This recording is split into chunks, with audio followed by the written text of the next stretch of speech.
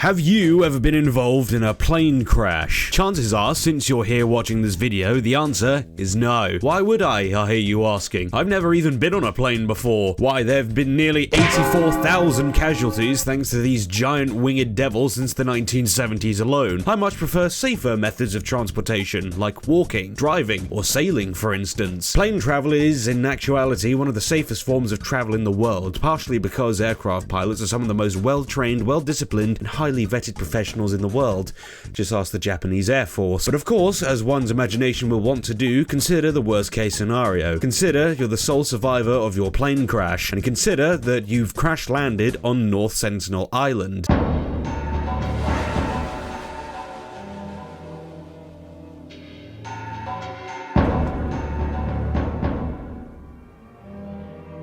That is the forest in a nutshell, but you haven't crash-landed anywhere near North Sentinel Island. No, you're stranded somewhere much, much worse. That's right, Canada. But all this plane talk has got me jonesing for some War Thunder. Yes, this video is brought to you once again in collaboration with my good friends at War Thunder, a free-to-play, massively multiplayer vehicular combat simulator that prides itself on its intricate, fast-paced, and exhilarating aerial and mechanized combat. If you want to get yourself into a real plane crash, this game is exactly what you need. Free to play on PC, consoles, and even mobile platforms, you can pilot any number of planes and up to 2,500 other vehicles from 10 different nations across the globe, spanning from the 1920s to the most modern of weapons technology in a battle to the death against 70 million other players. Did I mention that every single vehicle is 100% customizable, with limitless options for you to tart up your war machines to your heart's content?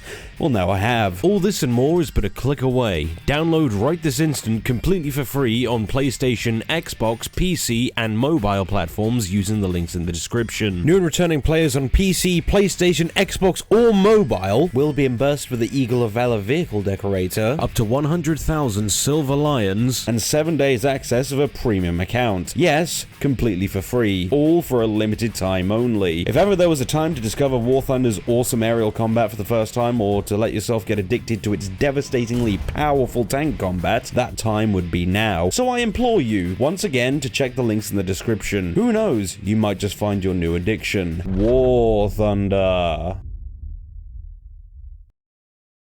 So, what is The Forest? Well, it's a game that's set in a forest, where you play as John Forrest.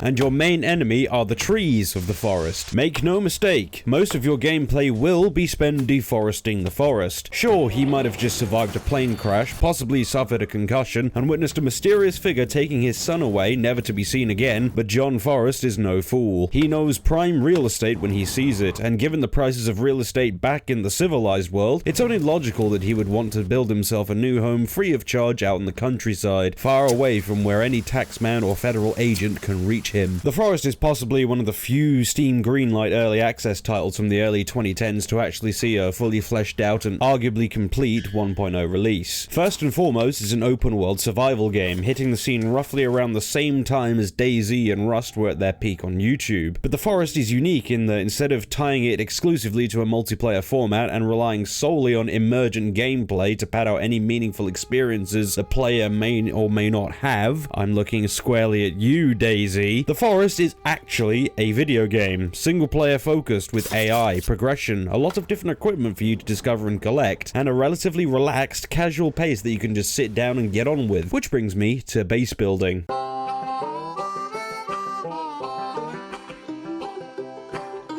It's not the most complex, it's not the most in-depth, but it's certainly the most accessible and the most versatile. I love base building in The Forest. You don't need any specialist tools for any particular construction. All you need is an axe to chop down trees and collect sticks from bushes, a pair of hands to pick up rocks with, and an imagination. Second only to Minecraft, The Forest has the most impressive base building mechanic I've ever seen in a game. It's so simple, so engaging, so satisfying that the majority of my playtime is just been spent doing just that, building up my new home, fortifying it, and adding little touches to it to make it a home of my own, and I'd happily do it all over again. I don't really know how to describe it, it's so cathartic. Its simplicity is definitely its strong point. Like I said, you only need an axe and the raw materials required for each construction, all of which are very readily available in your natural surroundings, meaning the limitations for your encampment and fortifications are only that of your imagination. Campfires and drying racks, hunting shacks to fully fledged cottages and sheds. Not only do all the constructions make sense given the setting, but it adds to your sense of progression as you build up to your base camp, slowly but surely expanding your territory and its periphery fortifications. And the best part is, the more you progress through the game, the bigger your imagination, ambitions, and knowledge of the survival guide, detailing all the nifty little constructions you can create. Stockades, stone walls, traps, hell, even farmland that allows you to plant and cultivate the various herbs and berries native to the island. It's not an island, you stupid fuck!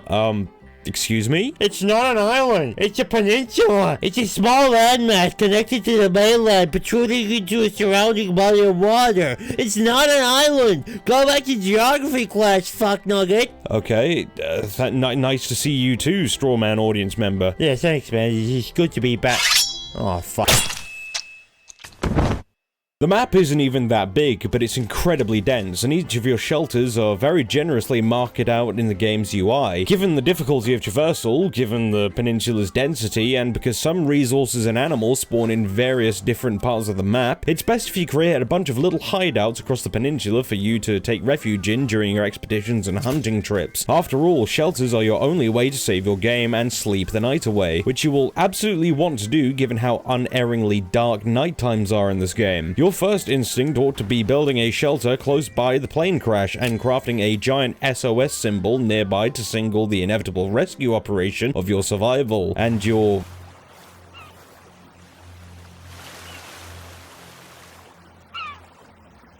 There are still planes flying overhead, and no matter how long you stand by your camp or the SOS signal, none of them even come close to responding to your distress call. Strange. A passenger airliner of this size should at least warrant a search party. I mean, this is Vancouver Island after all. Civilization is practically around the corner, so where is everybody?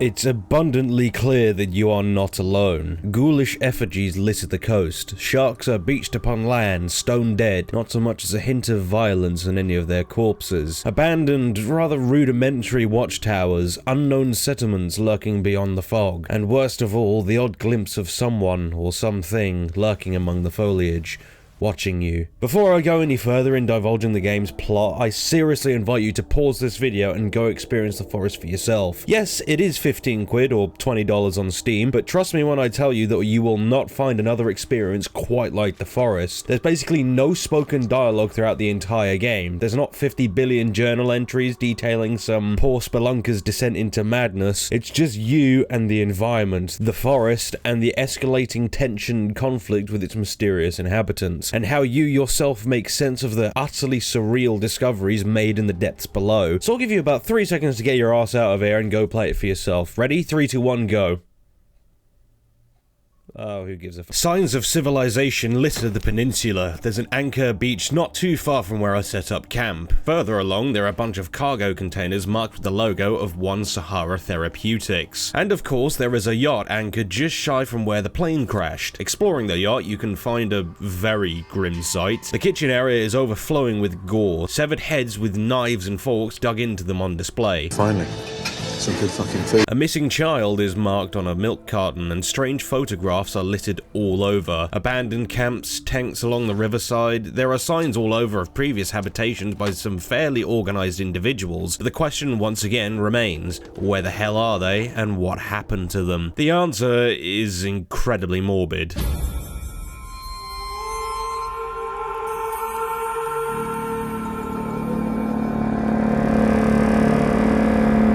There's a passenger manifest aboard the plane wreck, detailing the identities of all 50 passengers aboard the plane, and believe it or not, you can find all 50 of these individuals scattered across the peninsula and within the network of caves snaking beneath its surface.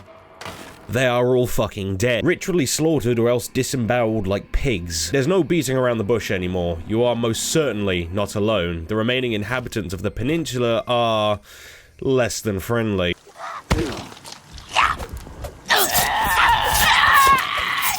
Cannibals. Psychotically angry, incredibly violent, and unapologetically terrifying. It was here that I finally realized, oh god, I haven't crash landed in Vancouver Island, I'm stuck in fucking Quebec.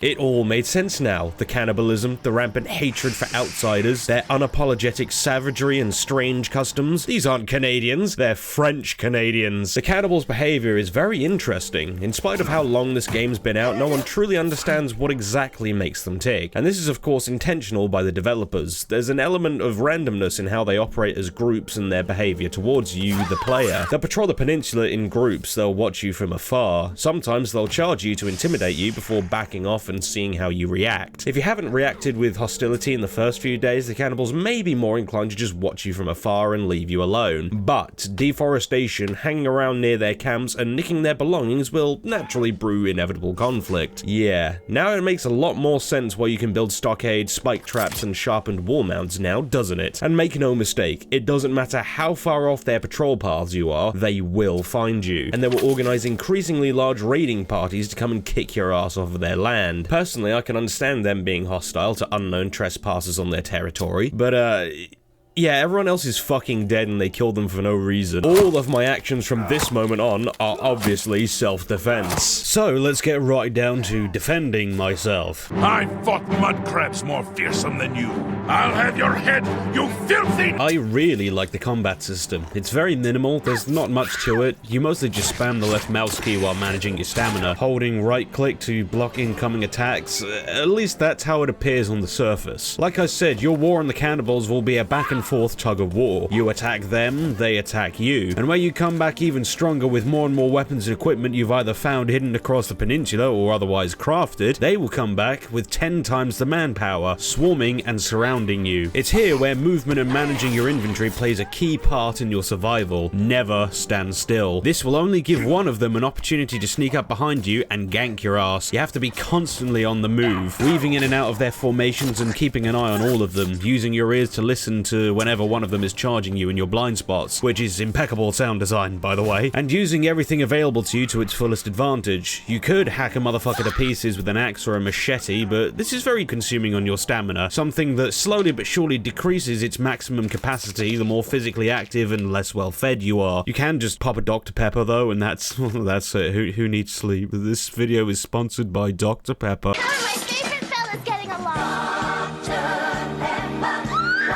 Bow and arrow is a classic, and an insta-kill if you manage to land a headshot. You can poison your arrows using various berries around the map, or douse them with cheap Lidl's off-brand vodka to set them on fire. And then of course you've got Molotovs, dynamite, and player-made IEDs. Yeah, just shy of packing a shotgun in your luggage, these cannibals do not stand a chance. Of course, you can also hack their bodies apart and use their heads and limbs as part of elaborate effigies around your base. You know, because nothing says don't tread on my property than playing around with people's body parts like Legos. You can also burn their bodies and harvest their bones to make armor, which pretty much absorb, if not entirely negate, any and all damage done to the player for a limited time only. The skulls, however, are excellent for decoration and lighting. They certainly give the place a very lived-in feel.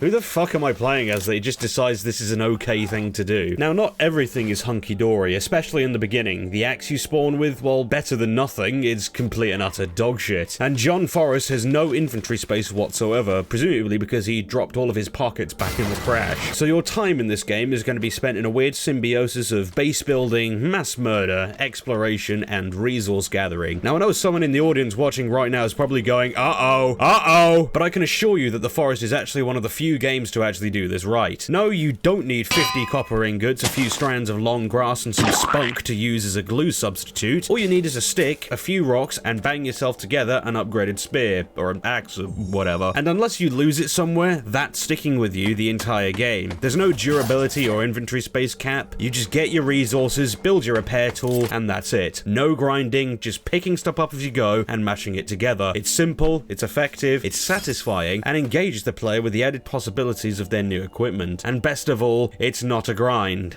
Well, most of it isn't. You see, some of the most valuable things you can craft in this game is done so with boar skin, which allows you to make a spear bag to carry and throw more spears, and a warm suit to allow you to navigate the northern mountains without literally freezing your ass off. Deer are pretty important as well, but they're far more populated than the boars, who almost exclusively lurk near the northern corners of the map, and they're an absolute pain in the ass to hunt. Not because they're particularly aggressive or agile or anything, but their spawn rates are fickle at best, and making a mockery of me at worst. I have 25 minutes of footage of me wandering around the northern hunting grounds just looking for a handful of boar so I can make a spear bag, and they just refuse to show up for even 15 minutes at a time. And then out of nowhere, I turn my head for a second, and bam, one literally spawns right behind me. Yeah, fuck you, game. Wait a minute. Boars, deer, rabbits and rodents hopping across the peninsula, seagulls and crows, a very generous helping of blueberry bushes everywhere. Why are the natives chowing down on their neighbors when there's enough flora and fauna here to accommodate half of Canada? The peninsula is practically a natural paradise with how abundant it is. They don't need to cannibalize other people. They can just live off of seagulls and deer if they wanted to. Well, to answer that, we have to dig deeper.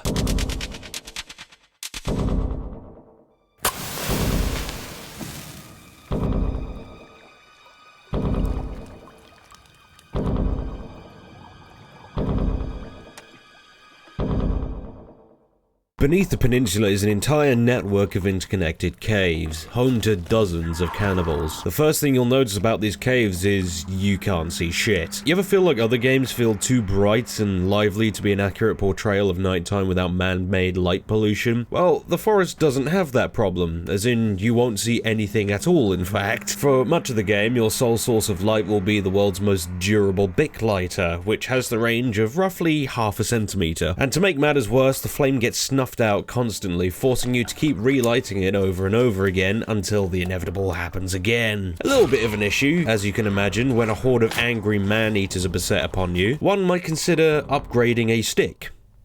Yes, I just said that. In order to use it as a torch. A good idea in theory. In practicality, it's somehow worse than the Bic lighter, as it takes up half of your screen and barely lights up any wider a radius than the lighter. Oh yeah, and also it goes out within 2 minutes. Literally, what's the point? Yeah, alright, but you can find a flashlight halfway through the game, right? And yes, it is indeed a flashlight. It flashes light, much like it's supposed to, but again, it has an absolutely squalid battery life, and spare batteries are painfully rare. You can strap the flashlight to a bow, however, which is very useful since you can't use the bow and the light at the same time, so you might as well just use it for that. I will admit the limited lighting options very much work in the game's favor. Watching the warm golden hue of your lighter bounce off the walls as you pass, as you descend deeper and deeper into darkness, is so atmospheric. Anything could be lurking just ahead of you. Caution is key, and you're forced to make use of all your senses, with eyesight largely out of the question in order to detect nearby threats. Most of the more interesting pieces of equipment can be found exclusively down in the caves. The katana, which is arguably the best weapon in the game, the rebreather, which allows you to swim underwater for extended periods of time, and of course the climbing axe. It allows you to climb things. So yeah, we went straight from Tom Hanks to Lara Croft, even though we're still missing most of her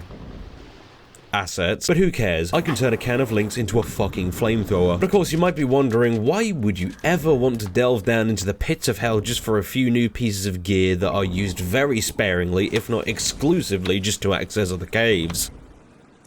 Oh shit, Tim, my son's still down there, what the fuck? Yeah, it's very fucking easy to forget the literal child MacGuffin that's supposed to motivate you to progress the game when you're chilling on the beach, grilling turtle meat, and practicing advanced fucking carpentry. We gotta look for fucking Timmy. That little shit's been leaving his drawing everywhere around the peninsula. Like, well, what is he doing? Is he trying to guide us? Is he bored? Did the red man also make him wear a rebreather and do Uncharted wall climbing? Did he also take him through the...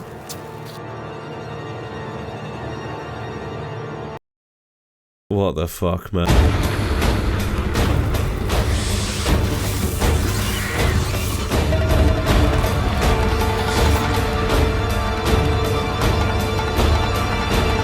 Well, I'm lost on a jungle island infested with mutants, but other than that, I'm doing great. So, yeah, mutants. Really fucked up mutants, actually. Like, what the hell is this thing even supposed to be? You can first encounter them in the caves, hanging out with the cannibals, but they will begin to roam and patrol the surface after roughly a week has passed. And let me tell you, you do not want to tangle with these things unprepared. They are as powerful as they are horrifying. There are 3 main types of mutants you can encounter in the forest, including the Charger from Left 4 Dead, the fucking man-spider from Spider-Man, I guess.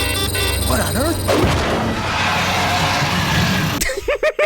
Apparently this thing is officially known as a Virginia, but I think disgusting 6-legged freak that makes me feel incredibly icky inside is a little bit more fitting. They hit like speeding trucks and can tank an obscene amount of punishment. Not to mention they are completely and utterly obscene to look at, their entire bodies completely out of proportion, arms and legs sprouting from their fucking bodies like weeds. My advice to new players would be, if you see them, avoid them. Run as far away as you can in the opposite direction, and if that's not possible, take cover in the foliage, which will conceal you from the naked eye to any within reach. In my experience, Molotovs, even explosives, were not enough. Poisoned arrows can slow them down slightly and ever so slightly nibble away at their health, but I was not confident in taking on these creeps until I had crafted the spear bag, crafted a fuckload of spears, and started lobbing them at the mutants until they keeled over and died. It really doesn't bode well for me when the most powerful tool in my arsenal, ironically a sharpened stick, can take upwards of a minute to bring these bastards down. All the while I'm dodging and weaving their attack, blocking the cannibals' ambushes. I'm pretty sure the cannibals consciously use the mutants as tanks for their attacks, to soak up as much of your damage and your attention as possible while they surround and try to bum rush you. And yes, they can and will wreck your shit if they come even close to your encampment, making them giant, grotesque battering rams. Outside of me questioning my ability to kill them, few others remain. Where the hell did they come from, and what created them?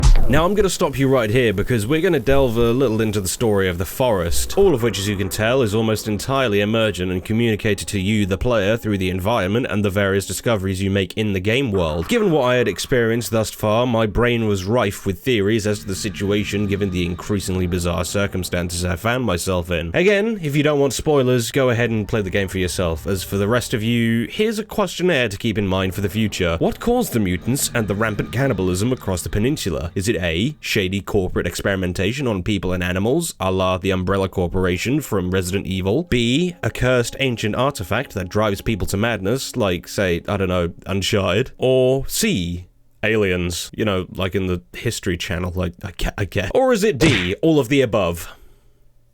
I'm gonna give you a hint, it's the stupidest fucking one.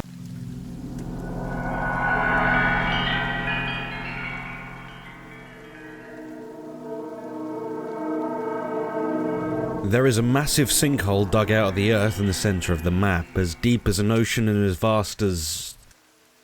a very vast thing. I can't actually think of a good synonym. Far, far too vast for it to have been anywhere near man-made. This sinkhole appears to have been here for quite some time, as we see illustrations of it in the diaries of 19th century missionaries, the remains and encampments of whom are scattered all across the peninsula. You can tell they're Catholics, not because of the obscene amount of Bibles and crosses, but because these entries were written in butchered Latin. The missionaries are the ones presumed to have brought with them all the dynamite you can find in the caves, presumably for clearing brush and excavating the caves beneath the surface, and of course for the flintlock pistol that you can craft by excavating with explosives all of 8 different burial sites where separate individual pieces of the pistol are kept, that you then have to manually combine together in order to even be able to use it. Oh, but who cares? I have a gun, one blessed by the power of Jesus. I sure wonder how the missionaries succumbed in the face of technological advantages such as this. The flintlock is shit.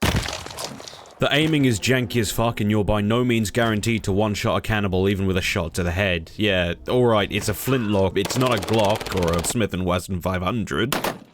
But in my personal experience, people tend to collapse like a sack of potatoes whenever they get shot, regardless of fatality. Again, just stick to the bow. The presence of the missionaries doesn't exactly tell you much other than they came here and fucking died, but it is heavily implied that they found something, quite possibly driving a few of them mad, as indicated by the presence of 3 hidden underwater caves just off the coast of the peninsula. Do not ask me how these 19th century missionaries got here. In these caves, you can find a shitload of frenzied drawings, sketches for Christ-pilled decorations you can construct for your base, and of course some Leonardo da Vinci bullshit. An Assassin's Creed tower that will take you literal hours to harvest all the required resources for it. I guess it was worth it. That's a pretty cool view, I guess. Or the hang glider, crafted using human body parts. Was that really necessary? Again, very cool. Certainly a great way to traverse the peninsula unmolested, assuming you've set off from a high enough ground.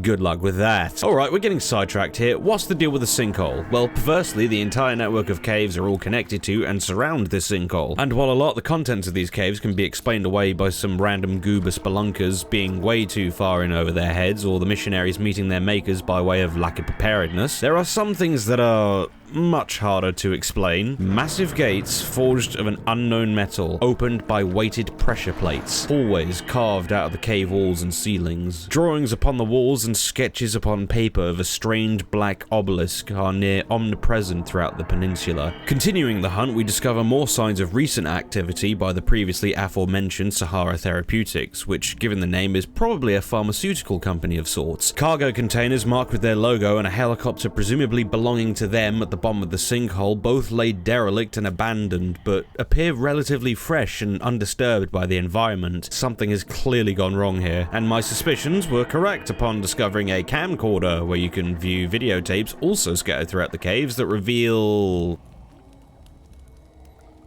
Yeah. Alright, great. This is all very intriguing and all, but these feel like complete non sequiturs. What does this have to do with the plane crash, Timmy's kidnapping, or everyone in the area trying to kill you? Well, let's stop beating around the bush and get right into what this entire game has been building up to, shall we?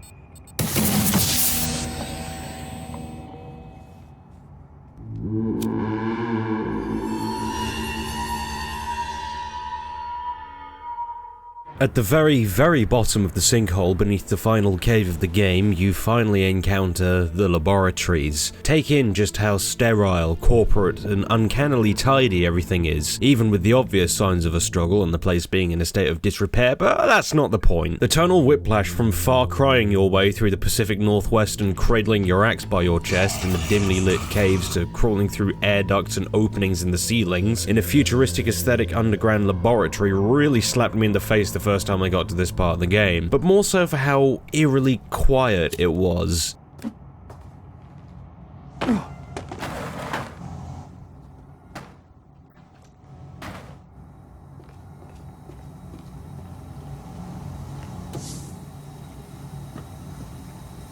The humming of overhead lights, buzzing of the ventilation shafts, fans and pipes, an assortment of other electrical appliances haunt you throughout your descent into the facility, and an ever-growing sense of catharsis and finality begin to emerge upon the discovery of the cafeteria and fully functioning snack machines and coffee machines.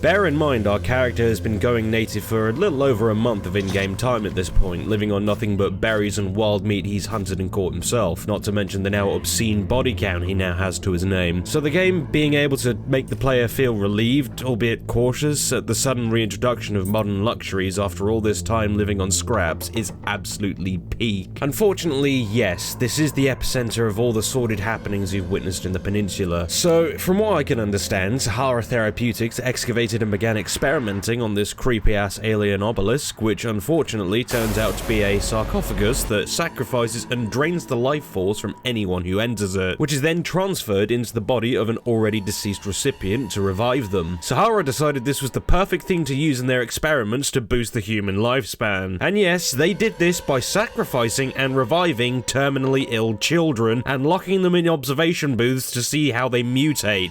What in the name of fuck is wrong with you? Of course, the obvious happens.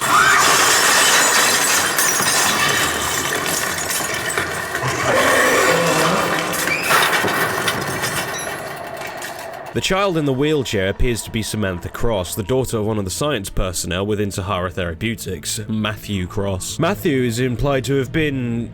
He's implied to have been a little bit unhinged to begin with, so naturally when the mutants break out and kill Samantha, he goes a little bit bonkers, paints himself red, and decides to crash your plane to kidnap Timmy and use him as a sacrifice to revive his daughter. Oh yeah, and there's a completely separate giant alien EMP device that he uses to do so. Yeah, I completely forgotten to mention and build up to that, but to be fair, so did the fucking game. I love me some comically evil corporate conspiracies, and while I actually really enjoyed the pure vibes this section gives off as I finally discover the truth was fucking retarded. You mean to tell me that Sahara went through all this effort, all that time, research, and money, not to mention risking serious legal repercussions for, you know, experimenting on and killing children, and in the time it's taken between the facility going tits up and my subsequent month-long holiday on the peninsula, not one rescue team decided to investigate or at the very least retrieve any equipment or intel? They didn't think it would at least be prudent to cover up the crimes they were committing? How the fuck does this place still have electricity? What the fuck is this room supposed to be? How come no one's searching for the passenger airline though that got shot down? The potential fallout from this entire incident would probably rival that of Black Mesa, so where the hell is everyone and why is no one doing anything? Nothing ever happens, Chuck. Yeah, so whatever. You find Timmy and big surprise he's fucking dead. Wow, you probably should have been reenacting Bear Grylls for a month before getting off your ass, should you? Oh yeah, and Dr. Cross is fucking dead. His daughter killed him. And not seeing the irony of the situation, John Forrest decides he's going to revive Timmy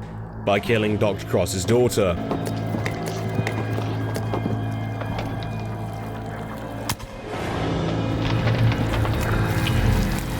She's not that receptive to the idea, but because she's fucking dead, you killed her, retard. You can't use her to revive Timmy. You need a living sacrifice, which brings you to the EMP device. It's here where you're given two options. Shoot down another plane, potentially killing hundreds of more people, not to mention the children on board, and sacrificing them to save Timmy. Or you could do the morally correct thing. 2 kids gone, died in that. Yeah, that's the canon ending. Canonically, you blow up another airliner, revive Timmy, and he tweaks the fuck out on the Jimmy Kimmel show. Can you really blame him? The other ending, where you just let everything go, is very interesting as it's the only way you can continue playing the game post-ending. You even get a few new buildings to play around with that are...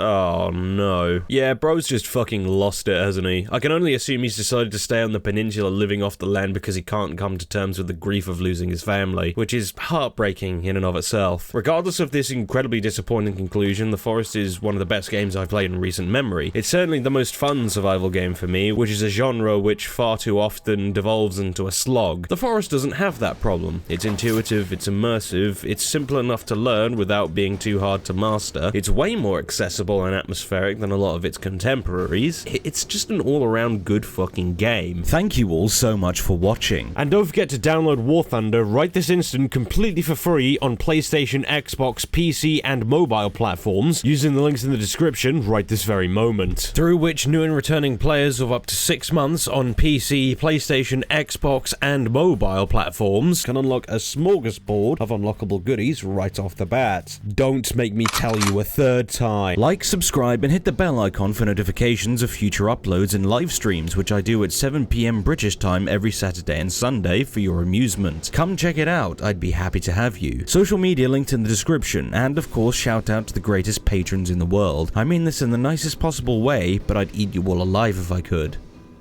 That came out wrong, wait a second. Thanks again everyone, and please, have a great day.